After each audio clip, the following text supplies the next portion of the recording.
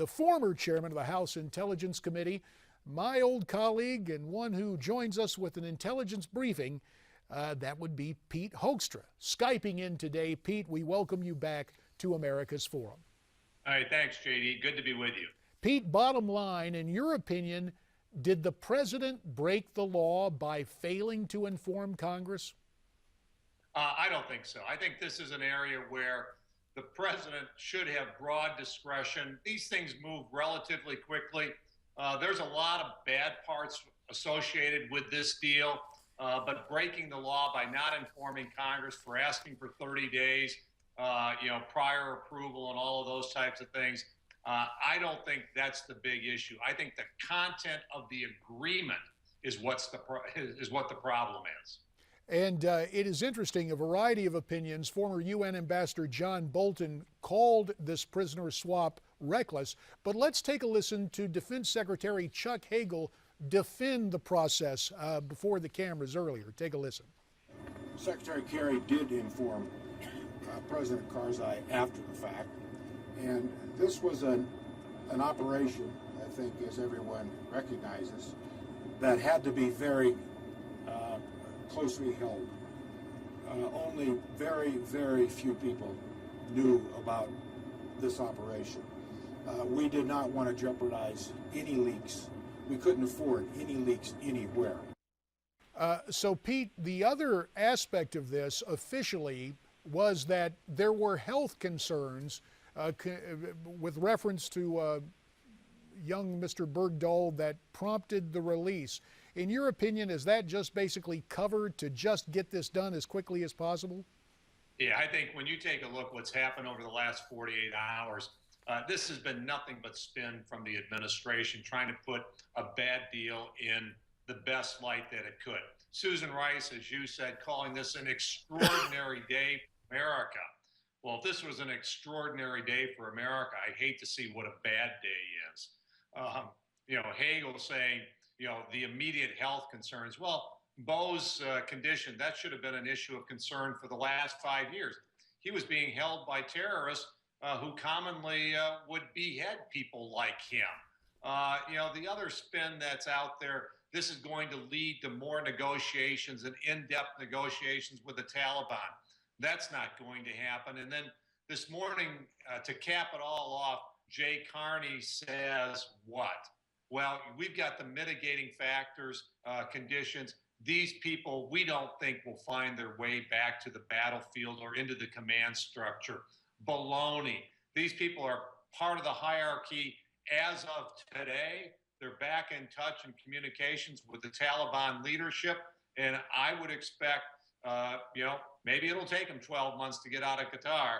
But after they get out of Qatar, they're going to be back in, they want to get back to Afghanistan and Pakistan, and they are going to be part of the leadership of the Taliban, plotting, planning, training to kill more Americans, to undercut the Afghan government, and to attack Western interests all around the world. Pete, we also have what I guess we would have to call the curious case of Bob Bergdahl, the father of Bo Bergdahl. Let's listen to what Bo Bergdahl's father had to say at the White House announcement. I'd like to say to Bo right now, who's having trouble speaking English, Bismillah ar-Rahman ar-Rahim, Zayabayem. I'm your father, Bo. The ethos is true. Bo, you were not left behind. I told you you wouldn't be left behind. But that wasn't easy. You'll never know how complicated this was in such a complicated area of responsibility. Now, to make sure there's no misunderstanding, what we had there edited two clips together of Bob Bergdahl in different settings. But in that opening clip from the White House, you have Bob Bergdahl in a foreign language reciting the most frequently appearing phrase in the Quran, which translates in the name of Allah, most gracious, most compassionate. And then, Pete, add to that a chilling tweet from Bob Bergdahl, which has since been taken down from his account, but not before there was a screen capture of what he wrote. and he puts down, "I am still working to free all Guantanamo prisoners. God will repay for the death of every Afghan child. Amin." Pete, what is the situation with Bob Bergdahl? Is this just unrequited multiculturalism, or is he an Islamist who happens to call Idaho home? Well, I mean, when he talks about fighting for releasing every single last prisoner of Guantanamo, he's actually in alignment with the President of the United States. So you would say that's maybe not such an extraordinarily different position than where the administration is. I believe that that is a phenomenally bad idea. I don't know whether he's an Islamist or not. I know that if I had had a son or a daughter that was captured by the enemy and held for 5 years, I would thank my God for his release, his or her release. But you put all of this together, the bottom line is you got to focus in on the agreement that this administration made, the negotiations that they entered into with the Taliban. And some people won't like this, but I will say this is the best agreement that this president could have gotten, because it is the best agreement a weak America could get in this type of situation.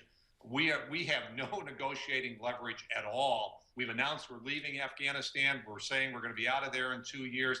We haven't defeated the enemy. What leverage did we have? We had none. This thing is curious from top to bottom. There are also emails. CBS News reported this back in 2012 that Bo Bergdahl, before his capture, sent emails basically trashing his commanding officers and American involvement in Afghanistan. And let's take a listen to what a neighbor had to say about Sergeant Bergdahl.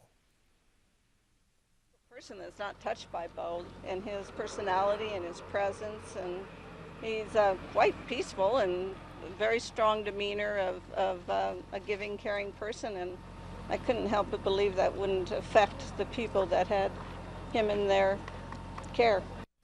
Now you hear that, Pete, and granted it's a neighbor of his in Idaho, not familiar with geopolitics, but the phrase she used, the people that, quote, had him in their care. A curious word choice when you're talking about a prisoner of war. That's exactly right. And as you said, there's a lot of questions that are still out there. I believe all the information to date says that, he asked if he could leave the base. He left his post. He shouldn't have left his post. He set himself up to be captured. Did he walk away? No one. These are all questions that are going to have to be answered. They make what typically would be, a time of celebration where you're bringing back someone who's captured on the battlefield. But this situation, because of the original circumstances, because of what the parents and others are saying, and because of one soldier back. Negotiating the release of 5 very, very deadly terrorists. We got about a minute left, Pete. Before we go, let's hear directly from the president when he was making the announcement. I want to get your reaction to what the president had to say. Take a listen. Going forward, the United States will continue to support an Afghan-led process of reconciliation, which could help secure a hard-earned peace within a sovereign and unified Afghanistan. As I said earlier this week, we're committed to winding down the war in Afghanistan, and we are committed to closing Gitmo. So, bottom line, where this head, Pete? We got about 30 seconds. Well, the president still wants to close Gitmo. I don't know why. The other folks in Gitmo many of them are as bad as the 5 that were released. We are still at war. We haven't won the war. This release, us pulling out of Afghanistan, is not going to create an environment of reconciliation. It's going to embolden our enemy. We'll leave it right there, Pete. Thanks very much for your input. We want your comments. Why don't you tweet them to me at NewsmaxTV, #AmericasForum. There's also email, connect@newsmaxtv.com, or visit us at facebook.com/Newsmax. We are coming back with more on America's Forum.